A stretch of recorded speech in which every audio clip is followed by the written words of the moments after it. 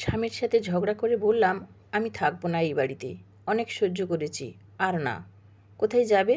সেটাই তো, আমার যাওয়ার কোনো জায়গা নেই। বাবা মা ভাই বোন কেউ নেই।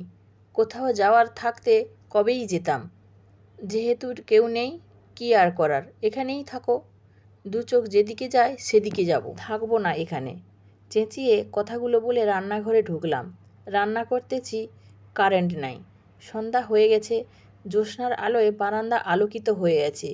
সেখানে পাটি পেরে দুই ছেলে মেয়েকে নিয়ে স্বামী হাত পাখা দিয়ে বাতাস করছে আর গল্প করছে। রান্নাঘর থেকে শুনছি ওদের গল্পগুজব।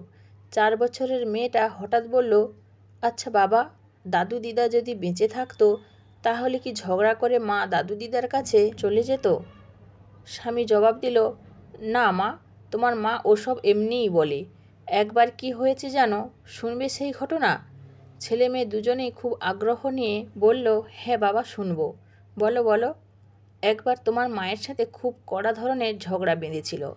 তখন তোমাদের দাদু দিদা বেঁচে ছিল। বিয়ের 2-3 বছর পরের ঘটনা এটা। ছেলেটা বলল, তারপর? তারপর আবার কি? তোমার মা ঝগড়ায় না পেরে কেঁদে কেটে একাকার। বলল বাপের বাড়ি যাবে। আমারও তখন রাগ ছিল। বললাম, সবসময় তো বাবার বাড়ি যাব বাবার বাড়ি যাব বলো, যাও না কেন? কে আটকায় রাখছে? তোমার মা বলল, তুমি আমায় আটকাবে না? আমি বললাম, অবশ্যই আটকাবো না। ব্যাস। তারপর তোমার মা চলে গেল বাবার বাড়ি।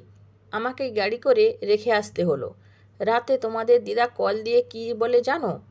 ছেলে মেয়ে দুজনেই একসাথে বলল, কি? তোমাদের মা নাকি আমায় দেখতে না পাওয়ার বিরহে কান্না করতে করতে পাগলি হয়ে যাচ্ছে। আমায় তক্ষুনি আসতে বলে। ছেলে মেয়ে দুজনেই খিলখিল করে হাসছে। রান্নাঘর থেকে ঝড়ের বেগে ওদের বললাম, সন্ধ্যা হয়েছে, তোদের পড়াশোনা নাই? মেরে গাল লাল করে দেব, শয়তান বাপের ছাওয়ার দল। যা পড়তে বস। দুজনে ঘরে চলে গেল। কারেন্টও আসলো তৎক্ষণাৎ। স্বামী আমার দিকে তাকিয়ে মোচের তলে তলে হাসছে। দাঁত কিটিমিটি করে বললাম, রান্নাটা করে আসি, খবর আছে তোমার। লাজ লজ্জা শরম তো কিচ্ছু নাই। বাচ্চাদের সামনে কী সব বলতেছে। আমার প্রেমে তুমি কাঁদো, তাতে দোষ না। আমি গল্প করলেই দোষ? তখন আবেগ বেশি ছিল, ছোট মানুষ ছিলাম। রান্নাটা হোক, বাচ্চারা ঘুমা, তোমার খবর আছে।